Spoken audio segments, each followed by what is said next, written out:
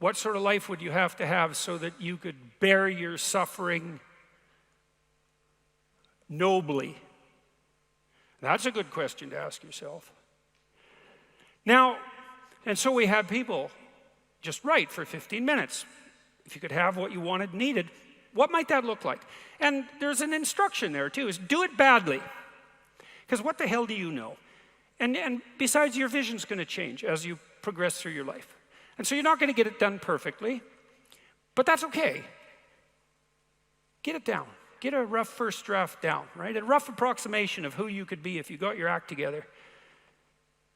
Not who other people think you should be, you know? Although that might enter into it because you don't want to be completely...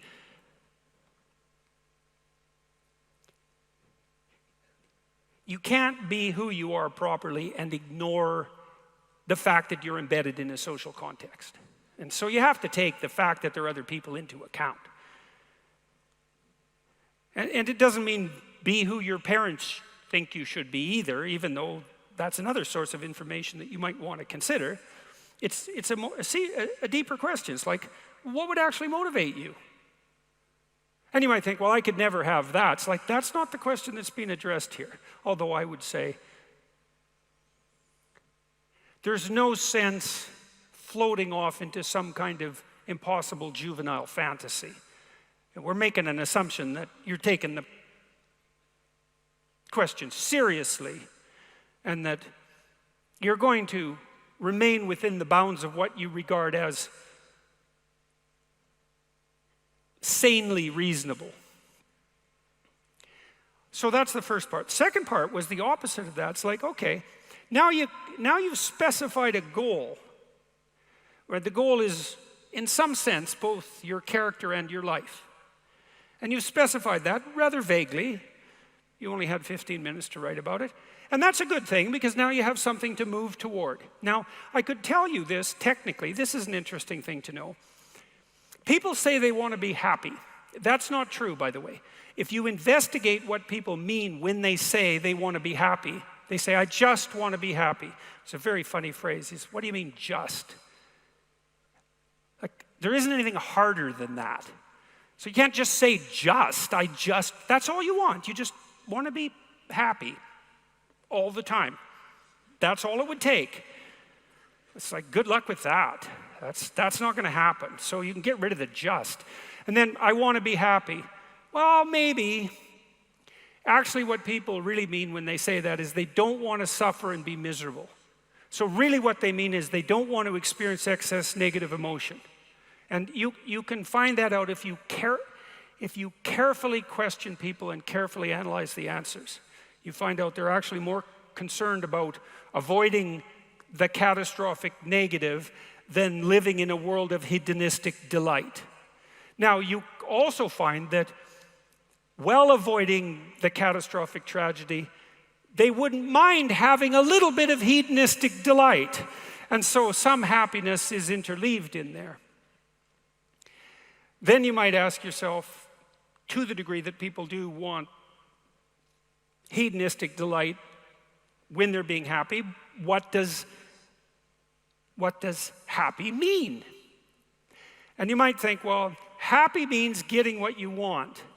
Happy is how you feel after Christmas dinner. It's like, no, that's asleep, right? That's content and asleep. Now, that's a form of contentment, but it isn't really what people mean when they say that they want to be happy. The happiness that people refer to when they talk about happiness has more to do with enthusiasm. And enthusiasm is an interesting word because it means it's entheos.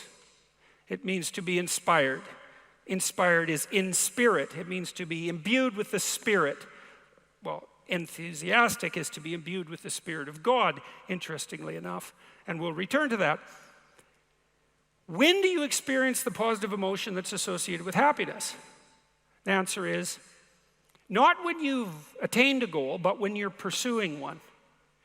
So you're set up, your positive emotion is associated with movement forward. You could say that your positive emotion is the psychological equivalent of forward movement, just as your negative emotion is the psychological equivalent of freezing or retreating. And so your emotions are very tightly tied to your action. Freeze, retreat, negative. Advance towards a goal, positive. No goal, no positive emotion. Now, if you don't remember anything else from tonight, that's a good thing to remember. No goal, no positive emotion. A corollary of that as well is no goal, confusion. So no goal not only means no positive emotion, it also means confusion, and confusion means anxiety and dread. And so a life without a goal is confusing and hopeless. And that begs a question, well, what should the goal be? And that's partly what we're trying to establish. You wrote for 15 minutes, you try to develop a vision for your life. Now you have something to move toward. That sets up the precondition for potential positive emotion and happiness. What else do you need to motivate you? Well, how about negative emotion? So what do you do with that? Well, negative emotion can stop you. You might think, well, I'd like to get a better job, but I'm afraid of putting myself out in the job market. I'm afraid of being evaluated. I'm afraid that if I tried something more difficult, I might fail. Then you have your negative emotion opposing you, right? It's anxiety is stopping you. And fair enough, because there are things to be anxious about. But what if you could get your negative emotion behind you, pushing you instead of stopping you? Sometimes in my clinical practice, I would have clients who hated their job. They're laboring under the thumb of a tyrant. And maybe that was partly because they'd turned themselves into slaves. But it didn't matter. They were laboring under the thumb of a tyrant. And they needed to make a move, laterally or up. They needed to make a move. And they were often afraid to. And they had their reasons. They didn't want to contemplate their resumes. They didn't want to open up their CVs. They didn't want to face the inadequacies of their past. They were afraid of being evaluated. They were afraid of being rejected. They didn't know how to negotiate. They didn't know how to conduct themselves in an interview. They were afraid of losing the security they'd already built up. They had their fears, and they were real, and those fears stopped them. But they'd come to me and say, oh my God, I'm so miserable. My life is so miserable. And we'd take that apart. And one of the reasons was because they were laboring under the thumb of a tyrant. And then we'd talk that through. And they'd say, well, I'm afraid to make a change. And I'd say, well, that's okay. That's understandable.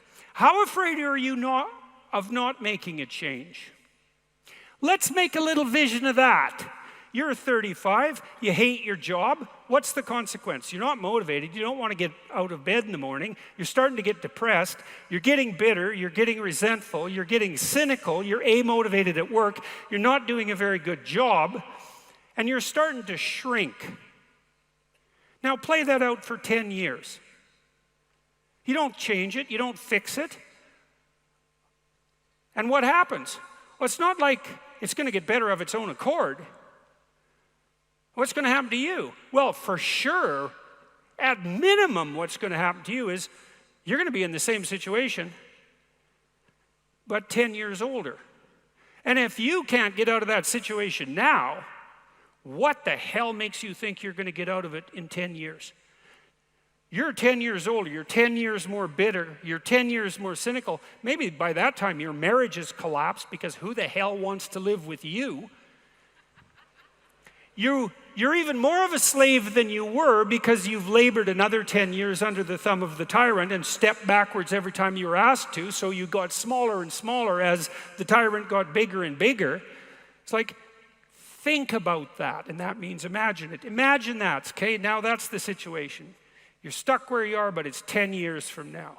And when I say think of that, I mean imagine that. It's like really play it out. It's like, you know how miserable you are now? You're afraid of making the necessary changes, but you know how miserable you are now. Just imagine how miserable you could be in 10 years.